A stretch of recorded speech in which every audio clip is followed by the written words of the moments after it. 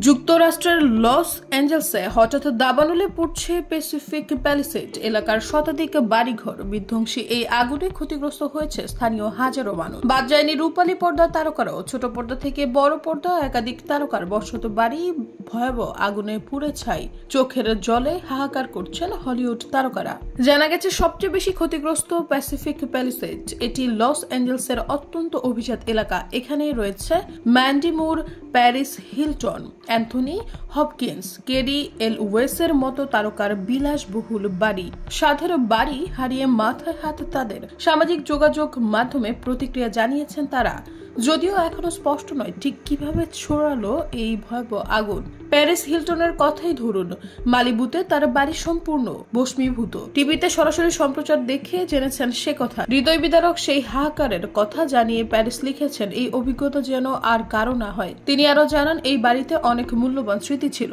আগুনের লেলিহান শিখা গ্রাস করেছে সব। তার পরিবারের সদস্য এবং পোষ্যদের নিরাপদ স্থানে সরিয়ে নিয়ে যাওয়া হয়েছে। ভয়াবহ অভিজ্ঞতা দ্য প্রিন্সেস ব্রাইড ছবির অভিনেতা ক্যারি এল ওয়েসেরও। তার বাড়িও পুড়ে ছাই। কোনো মতে প্রাণে বেঁচেছেন পরিবারের সদস্যরা।